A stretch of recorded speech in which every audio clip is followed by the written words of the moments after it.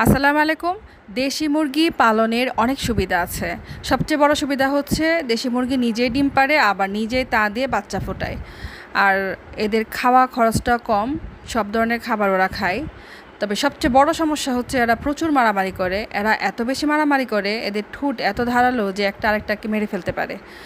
আমি মাঝে মাঝে এদের ঠোঁট কেটে দেই। এই যে দেখুন, আমার এই ছোট্ট বাচ্চাটাকে মেরে একেবারে মাথার চামড়া উঠায় ফেলছে। এই ধরনের সমস্যায় আমি সবসময় ন্যাভারল পাউডারটা ইউজ করি, এটা অনেক কাজ করে। আর আমি নাপা খাওয়াই দেই। এই ছোট্ট বাচ্চাটাকে আমি 4 ভাগের 1 ভাগ নাপা খাইয়ে দেব, সকালে একবার আবার বিকালে একবার। আর বড় হইলে আমি অর্ধেকটা নাপা খাওয়াই দেই। আরেকটা সমস্যা হচ্ছে দুইটা কিংবা 3টা মুরগা আপনি রাখতে পারবেন না। একটার বেশি মুরগা রাখলেই মনে করেন এইভাবে আঘাত করে। আমার এই মুরগাটাকে একটা মোরগে মারে, প্রচুর মারে, যে দিক দিয়ে দেখে ওই দিক দিয়ে মার দেয়, খাবার খেতে দেয় না। আসসালামু আলাইকুম।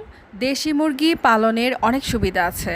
সবচেয়ে বড় সুবিধা হচ্ছে দেশি মুরগি নিজেই ডিম পাড়ে, আবার নিজেই তা দিয়ে বাচ্চা ফোটায়।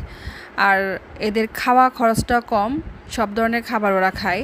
তবে সবচেয়ে বড় সমস্যা হচ্ছে এরা প্রচুর মারামারি করে। এরা এত বেশি মারামারি করে, এদের ঠোঁট এত ধারালো যে একটা আরেকটাকে মেরে ফেলতে পারে। আমি মাঝে মাঝে এদের ঠোঁট কেটে দেই। এই যে দেখুন, আমার এই ছোট্ট বাচ্চাটাকে মেরে একেবারে মাথার চামড়া উঠায় ফেলছে। এই ধরনের সমস্যায় আমি সবসময় ন্যাভারল পাউডারটা ইউজ করি, এটা অনেক কাজ করে। আর আমি নাপা খাওয়াই দেই। এই ছোট্ট বাচ্চাটাকে আমি 4 ভাগের 1 ভাগ নাপা খাইয়ে দেব, সকালে একবার আবার বিকালে একবার।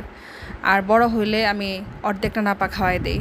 আরেকটা সমস্যা হচ্ছে দুইটা কিংবা 3টা মুরগা আপনি রাখতে পারবেন না। একটার বেশি মুরগা রাখলেই মনে করেন এইভাবে আঘাত করে। আমার এই মুরগাটাকে একটা মোরগে মারে, প্রচুর মারে, যে দিক দিয়ে দেখে ওই দিক দিয়ে মার দেয়, খাবার খেতে দেয় না।